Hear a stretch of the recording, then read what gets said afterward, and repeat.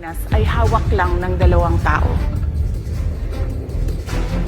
Ang budget ng Pilipinas ay hawak lang ng dalawang tao. Hawak lang siya ni Congressman Zaldico at ni Congressman Martin Romualdez. Yan ang katotohanan. Halimbawa ko dito, medyo mahaba ito, kaya pagpasensyahan mo. Ang halimbawa ko dito, sa DepEd muna tayo. Sa Department of Education, noong taong 2023, merong 5 billion na inapprove para sa classroom construction. Nagulat ako kasi merong mga lumapit na miyembro ng House na humihingi. Hinihingi nila yung 5 billion, parte ng 5 billion na budget. Wala kasi akong experience sa ganyan. At saka ang pagkakaintindi ko, pag inapprove na yan ng Office of the President, ibibigay na yan, pagdediretso na yon sa approval at trabaho ng Department of Education sa construction ng mga classroom. Nagulat ako, may humingi. Magkano ba ang amin dyan? Magkano ba ang amin dyan? So sinabi ko, hindi pwede ito. Kasi ang mangyayari nito, hindi magagawa ng Department of Education ang trabaho namin na mag-construct ng classroom ayon sa classroom backlog at sa prioritization base sa backlog at sa classroom construction. So sinabihan ko yung isang congressman, sabihan ninyo si Martin Romualdez na hindi pwede chap-chapin ang classroom construction na 5 billion. Kaya kung makikita ninyo sa budget proposal na approved ng Office of the President, 5 billion yon.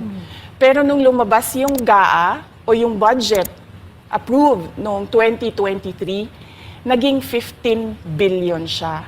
Dahil hindi nga ako pumayag na kunin yung 5 billion, dinagdagan nila ng 10 billion yung classroom construction ng Department of Education.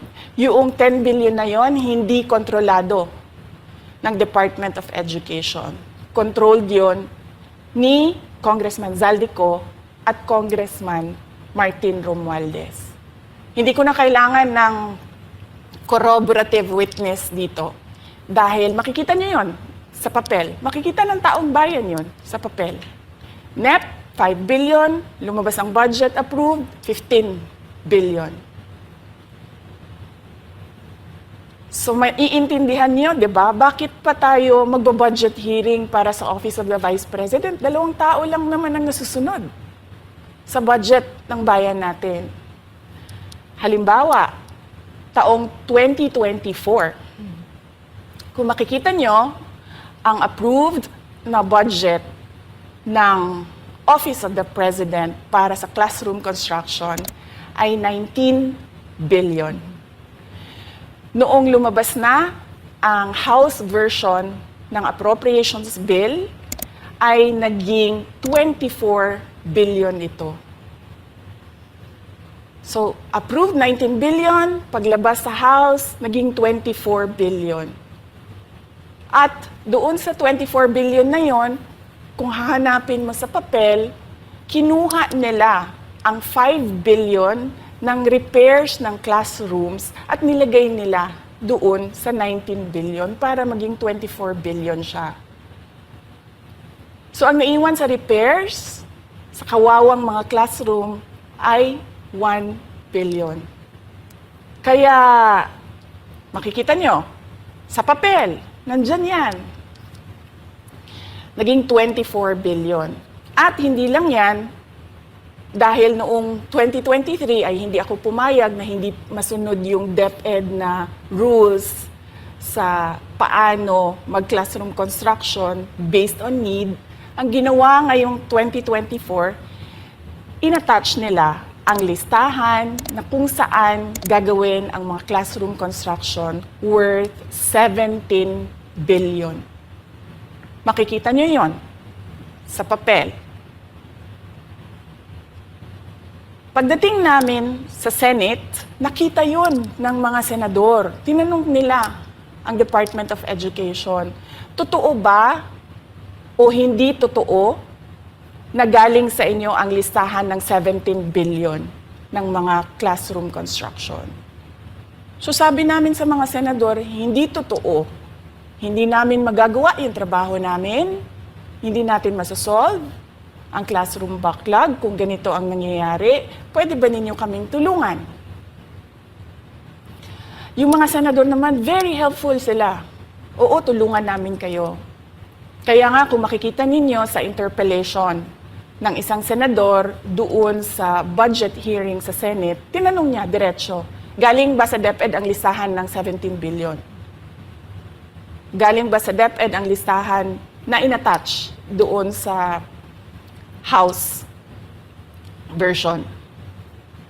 Sinabi namin hindi. Hindi galing sa amin yan. On record yon. Makikita nyo sa mga videos, balikan nyo yung mga videos. Makikita nyo. Yes, my concern, Madam Chair, Mr. President, under the GAB, I observed that there was an increase in the budget for the construction of new classrooms from 19.6 billion to 24.6 billion. However, this is my concern, which you mentioned earlier, that the repairs and rehabilitation of classrooms was decreased from 6.5 billion to 1.5 billion. I also have information, Madam Chair, Mr. President, that 24.6 billion allocated under the GAB, but only 9.8 billion from the allocation is left to the discretion of DepEd.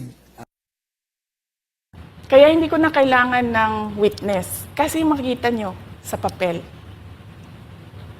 Tapos dumating ang BICAM, walang nangyari dahil ang nasusunod doon ay si Congressman Zaldico at si Congressman Martin Romualdez. Kaya nandun pa rin naka-attach yung 17 billion na ginawang listahan.